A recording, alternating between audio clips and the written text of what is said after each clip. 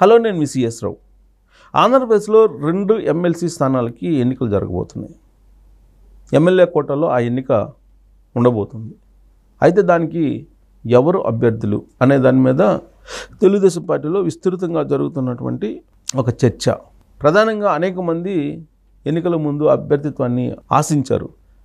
కానీ పొత్తు కారణంగా తెలుగుదేశం పార్టీలో అనేక మందికి చంద్రబాబు నాయుడు న్యాయం చేయలేకపోయారు.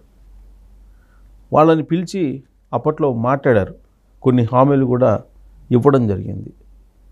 అయితే వాటిల్లో పిఠాపురానికి సంబంధించిన వర్మకి ఇచ్చినటువంటి హామీ ప్రధానమైనటువంటిది.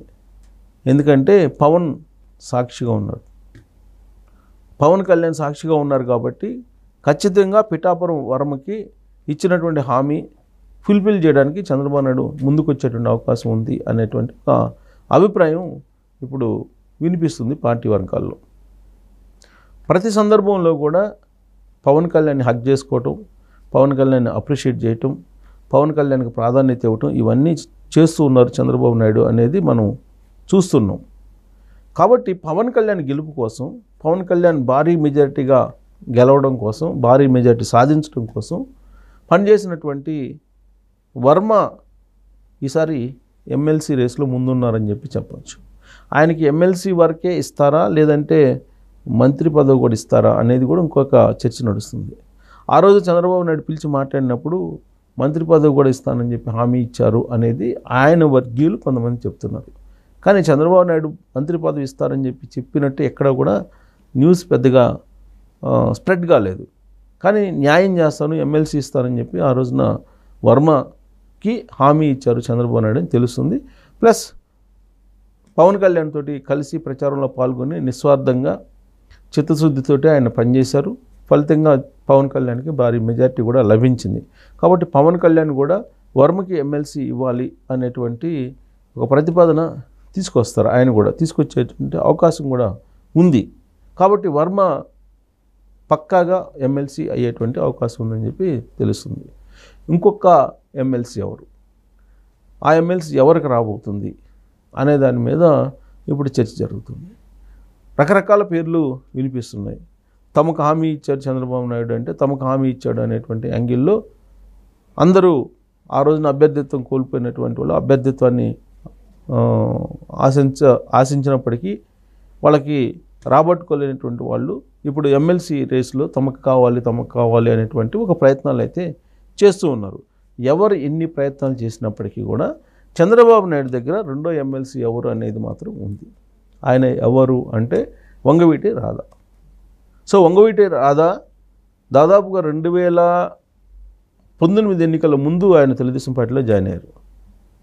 జగన్మోహన్ రెడ్డి చేసినటువంటి అవమానాన్ని తట్టుకోలేక ఎలాంటి హామీ ఇవ్వకపోయినప్పటికీ కూడా తెలుగుదేశం పార్టీలో 2019లో ఆయన జాయిన్ అయ్యారు. ఆ రోజు నుంచి తెలుగుదేశం పార్టీలోనే ఆయన కొనసాగుతూ ఉన్నారు. ఎలాంటి పదవి ఇచ్చినా ఇవ్వకపోయినా ఆయన తెలుగుదేశం పార్టీలోనే ఉంటూ చంద్రబాబు నాయుడు దగ్గర ఒక నమ్మకమైనటువంటి లీడర్గా గుర్తింపు తెచ్చుకున్నారు. అంతేకాదు లోకేష్ దగ్గర కూడా ఆయన మంచి పేరు తెచ్చుకున్నారు వంగవీటి రాధా. జనరల్గా వంగవీటి రాధా అనగానే కొంత అగ్రెసివ్గా ఉంటారు, ఎవరిని లెక్కబెట్టరు, కొంచెం ముక్కుసూటి మనిషి, ఎవరి దగ్గర ఎమ్మడలేడు, ఇలాంటి అభిప్రాయం ఆయన మీద ఉంది. అందుకే ఆయన ప్రజారాజ్యం పార్టీ, ఆ తర్వాత కాంగ్రెస్ నుంచి ప్రజారాజ్యం పార్టీ నుంచి మళ్ళీ తెలుగుదేశం పార్టీ, లేదా మళ్ళీ కాంగ్రెస్, ఇలా రకరకాల పార్టీలు మారుతూ వచ్చినటువంటి వంగవీటి రాధాకి ఎమ్మెల్యే కావటం అనేది దాదాపుగా 15-20 సంవత్సరాల నుంచి కనిపించలే ఆయనకి. సో కాబట్టి ఇప్పుడు ఆయనకి ప్రాధాన్యత ఇచ్చే అవకాశం ఉంది చంద్రబాబు నాయుడు అని తెలుస్తూ ఉంది. ఎందుకనంటే 2024 ఎన్నికల్లో ఒక కాపు సామాజిక వర్గానికి సంబంధించిన ప్రతినిధిగా ఆయన అన్ని జిల్లాల్లో కూడా పర్యటించారు. ఎక్కడైతే కాపు సామాజిక వర్గం ఎక్కువగా ఉంటుందో అక్కడికి వెళ్ళి తెలుగుదేశం పార్టీని గెలిపించడానికి ఆయన ప్రయత్నం చేశారు. చంద్రబాబు నాయుడు ఎక్కడికి వెళ్ళమంటే అక్కడికి వెళ్ళి తెలుగుదేశం పార్టీ వైపు మలచడంలో ఆయన కీలక పాత్ర పోషించారని చెప్పి నమ్ముతూ ఉన్నారు చంద్రబాబు నాయుడు. సో ఒకవైపు పవన్ కళ్యాణ్ జనసేన వైపు నుంచి పొత్తు ఉన్నప్పటికీ కూడా కాపు సామాజిక వర్గం వంగవీటి రాధా వెనుక కొంత ఉంది. సో వంగవీటి రంగా రాధా మిత్ర మండలి ప్రతి సంవత్సరం కూడా ఈ కాపు సామాజిక వర్గానికి సంబంధించిన కార్యక్రమాలు కూడా చేస్తూ ఉంటారు. కాబట్టి కాపు సామాజిక వర్గాన్ని కూటమి వైపు తిప్పే దాంట్లో కీలకమైనటువంటి పాత్రను పోషించినటువంటి లీడర్ వంగవీటి రాధా. సో ఆయనకి ప్రాధాన్యత ఇవ్వాలి అనేటువంటి ఒక ఆలోచన ఇప్పుడు చేస్తున్నాడు చంద్రబాబు నాయుడు అనేది ఒక న్యూస్. ఎందుకంటే కృష్ణా జిల్లాలో కాపులకు సంబంధించి ప్రాధాన్యత ఇవ్వాలి అనేటువంటి ఒక కాన్సెప్ట్. ఇప్పుడు బీసీ కొల్లు రవీందర్కి మంత్రి పదవి ఇచ్చారు. అలాగే పార్థసారథి యాదవ్, ఆయన యాదవ్ సామాజిక వర్గానికి ఇచ్చారు. అంటే ఇద్దరు బీసీలే, కానీ అక్కడ కాపు సామాజిక వర్గానికి ప్రాధాన్యత లేదు అనేది అంటే మంత్రివర్గంలో. సో ఈయన్ని ఎమ్మెల్సీ చేసి రాధాని, వంగవీటి రాధాని మినిస్టర్ చేస్తారు అనేటువంటిది ఇంకొకటి వినిపిస్తుంది. ఒక్క మంత్రి పదవి ఖాళీ ఉంది. చంద్రబాబు నాయుడుతో సహా 25 మంది చేశారు. వాస్తవంగా 26 మంది ఉండేటువంటి అవకాశం ఉంది క్యాబినెట్లో.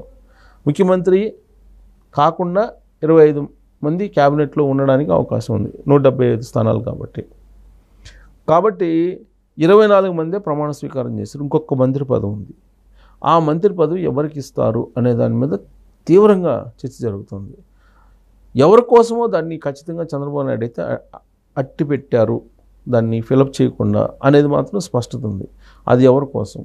బీజేపీలో ఉండేటువంటి సీనియర్ కోసమా, లేదంటే బీజేపీలో ఉండేటువంటి పూర్వపు లీడర్ల కోసమా, పూర్వపు తెలుగుదేశం పార్టీ లీడర్ల కోసమా? లేదు, జనసేన పార్టీ ఆల్రెడీ 2 తీసుకుంది, 3 తీసుకున్నారు కాబట్టి జనసేనకు ఆల్రెడీ ఇచ్చారు. నాదెండ్ల మనోహర్కి, పవన్ కళ్యాణ్, కందుల దుర్గేష్ ఇచ్చారు కాబట్టి వాళ్ళకి ఎనఫ్. సో ఇప్పుడు తెలుగుదేశం పార్టీకే తీసుకునే అవకాశం ఉంది ఆ మంత్రి పదవి. తెలుగుదేశం పార్టీకి తీసుకుంటే కనుక ఇప్పుడు మంత్రి పదవి ఇస్తానని చెప్పి రాధాకి హామీ ఇవ్వలేదు, వర్మకి హామీ ఇవ్వలేదు. కాబట్టి చంద్రబాబు నాయుడు మనసులో మరి రఘురామకృష్ణరాజు ఏమన్నా ఉందా? రఘురామకృష్ణరాజుకి ఏమైనా ఇచ్చే అవకాశం ఉందా? చివరి నిమిషంలో క్షత్రియ సమాజ వర్గానికి మంత్రివర్గంలో స్థానం లేదు.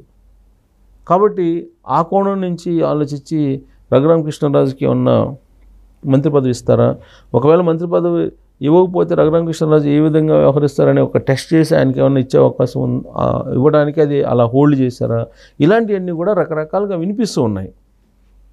అయితే ఇప్పుడు ఈ ఎమ్మెల్సీ ఎన్నికలు అయిపోయిన తర్వాత ఈ మంత్రి పదవిని ఎవరి కోసం ఉంచాడు చంద్రబాబు నాయుడు అనేది స్పష్టత వచ్చేటువంటి అవకాశం ఉంది.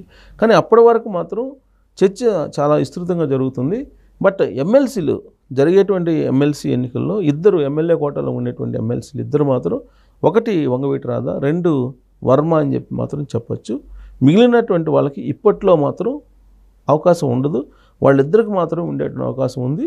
ఇక మంత్రి పదవి ఎవరికి, వాళ్ళిద్దరిలో ఒకరికి వస్తుందా, లేదంటే ఆయన అనుకున్నటువంటి వేరే వ్యక్తికి ఎవరికైనా ఇచ్చేటువంటి అవకాశం ఉందా? ఆ మంత్రి పదవి ఎందుకు హోల్డ్ చేశారనేది అది క్యూరియాసిటీగా ఉంది. తెలుగుదేశం పార్టీ వర్గాల్లో ఉంది, కూటమిలో కూడా ఉంది. సో ఆ క్యూరియాసిటీకి క్లారిటీ రావాలంటే కనుక ఇంకొక ఎమ్మెల్సీ ఎన్నికలు అయిపోయిన తర్వాత కానీ దానికి క్లారిటీ వచ్చేటువంటి అవకాశం లేదు. మీకున్నటువంటి అభిప్రాయం ప్రకారం ఎమ్మెల్సీలు ఎవరికి ఇస్తారు, మంత్రి ఎవరి కోసం హోల్డ్ చేశాడు చంద్రబాబు నాయుడు అనేది మీరు ట్రోల్స్ రూపంలో చెప్పచ్చు. Thank you very much.